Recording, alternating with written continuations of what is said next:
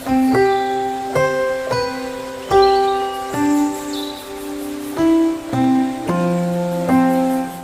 आपके समक्ष एक बहुत ही महत्वपूर्ण बीमारी के विषय में डिस्कस करने के लिए प्रस्तुत हुआ हूँ। इस बीमारी को हम COPD के नाम से जानते हैं। सामान्यतः लोग अक्सर अस्थमा और COPD में एक ही बीमारी समझकर कोई भेद नहीं कर पाते, क्योंकि दोनों ही बीमारियों में सांस का फूलना एक अत्यंत प्रबल लक्षण है, जबकि COPD और अस्थमा एकदम भिन्न बीमारी हैं। COPD, जिसे हम बोलचाल की भाषा में सांस का मर्ज कहते हैं, इसे मेडिकल टर्म्स में क्रॉनिक ऑब्स्ट्रक्टिव पल्मोनरी डिजीज़ के नाम से जाना जाता है। COPD क्या है? COPD फेफड़ों का एक ऐसा रोग है जिसमें मरीज का सांस लेना मुश्किल होता जाता है।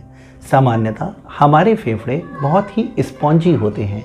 जब हम सांस लेते हैं तो हमारे खून में ऑक्सीजन की प्रचुर मात्रा उस सांस के ज़रिए पहुंचती है और कार्बन डाइऑक्साइड जैसी गैस हमारी सांस लेने की प्रक्रिया में हमारे शरीर से बाहर निकलती है। COPD मर्ज के रोगियों में ये सामान्य प्रक्रिया बहुत ही प्रभावित होती है और जिस प्रभाव के चलते हमारी बॉडी में ऑक्सीजन की कमी होने लगती है और कार्बन डाइऑक्साइड का अतिरेक होने लगता है, जिसे COPD बीमारी के सबसे मुख्य लक्षण सांस का फूलना है। इस सांस के फूलने के चलते मरीज अपने एक्सेसरी मसल्स ऑफ रेस्पिरेशन का प्रयोग करता है। इसका मतलब है कि हम दूर से देखकर ये पहचान सकते हैं कि यह मरीज सामान्य रूप से सांस लेने में सक्षम नहीं है। सांस फूलने के अलावा और भी मुख्य लक्षण हो सकते हैं, जैसे खांसी, कफ, छाती में जकड़न। उसके अलावा यह रोग जब अपना बिगड़ा हुआ स्वरूप लेता है तो ये हमारे हृदय को भी प्रभावित करता है और अंतिम स्टेजेस में ये फेफड़ों के कैंसर को भी उत्पन्न कर सकता है। इसकी गंभीरता सिर्फ इन्हीं बातों से समझी जा सकती है। COPD रोग का सबसे मुख्य कारण है प्रदूषण। यह प्रदूषण दो तरीके का हो सकता है, बाहरी प्रदूषण और आंतरिक प्रदूषण।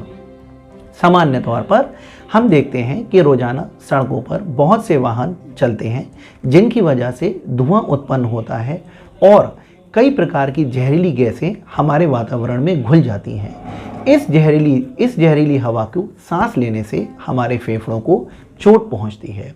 उसी प्रकार आंतरिक प्रदूषण की अगर हम बात करें तो हमारे गाँवों में, हमारे कस्बों में अक्सर महिलाएं कच्चे चूल्हे का प्रयोग करती हैं, जिसमें लकड़ी, गाय के गोबर, उपलों का प्रयोग एक ईंधन के तौर पर किया जाता है। इससे उत्पन्न होने वाला धुआं फेफड़ों के लिए बहुत ही नुकसानदायक होता है। सिर्फ इतना ही नहीं, धूल, मिट्टी व कुछ अन्य केमिकल्स हवा में मिलकर हमारे फेफड़ों को बहुत ही ज़्यादा नुकसान पहुंचाते हैं। अब एक और मुख्य कारण जो मैं आपको बताना चाहूँगा, जिसे कि हम प्रिवेंट कर सकते हैं, जिसे कि हम रोक सकते हैं, जो है स्मोकिंग। हमने देखा कि COPD एक ऐसा मर्ज है जो स्मोकर्स में, जो लोग धूम्रपान करने के आदी हैं, उनमें सबसे ज़्यादा देखा जाता है। या अगर हम इसे दूसरी भाषा में कहें कि जो लोग धूम्रपान करते हैं वो इस बीमारी से ग्रसित होने की उनकी संभावनाएं काफ़ी ज़्यादा प्रबल हो जाती हैं। तो इसलिए ये बड़ा ऑब्वियस है, ये बड़ा जग जाहिर है कि अगर हम बीड़ी, सिगरेट या धूम्रपान से बचें तो हम इस रोग को पहले ही रोक सकते हैं। करना आवश्यक है। अगर हम COPD की जांच के बारे में बात करें तो COPD की सबसे मुख्य जांच है स्पायरोमीट्री या PFT, जिसे हम आम बोलचाल की भाषा में पल्मोनरी फंक्शन टेस्ट कहते हैं। इस जांच के कुछ मानक होते हैं, जिन मानकों पे हम ये तय करते हैं कि मरीज COPD या ब्रोंकियल अस्थमा की बीमारी से ग्रसित है। जब हम इन दोनों बीमारियों के बीच भेद कर पाते हैं तो हम मरीज का सही उपचार कर पाते हैं। अगर मरीज COPD का है तो उसे COPD के अनुसार उपचार दिया जाएगा, और अगर मरीज ब्रोंकियल अस्थमा के रोग से ग्रसित है तो उसे उसके हिसाब से उपचार दिया जाएगा। मुख्यतः उपचार जो COPD का मर्ज है उसके उपचार में प्रयोग होने वाली दवाइयों को हम इन्हेलेशनल मेडिकेशंस कहते हैं, यानी कि सांस के द्वारा ली जाने वाली दवाइयाँ। ये दवाइयाँ मुख्यतः मरीज को एक सामान्य जीवन यापन करने में सक्षम बनाती हैं।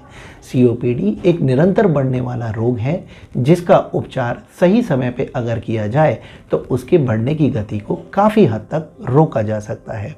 बार बार बीमारियों के लक्षण का बढ़ना, जिसे सामान्य भाषा में हम एक्यूट एक्सेजर्बेशन ऑफ सीओपीडी कहते हैं, यानी कि सीओपीडी की बिगड़ी हुई स्थिति। ऐसी स्थिति जब उत्पन्न होती है तो मरीज इन कारणों की वजह से मरीज का ऑक्सीजन कम होने लगता है और उसे भर्ती की आवश्यकता भी पड़ जाती है। ये समस्या कई बार इतनी जटिल भी हो जाती है कि मरीज के लिए प्राणघातक साबित हो सकती है। इसलिए मैं आपको सिर्फ यही कहना चाहूँगा कि जो कारण हम रोक सकते हैं, जो कारण हम बचा सकते हैं, तकरीबन उतने कारणों को हम रोक के हम अपने फेफड़ों को स्वस्थ रखने की निरंतर प्रयास करें।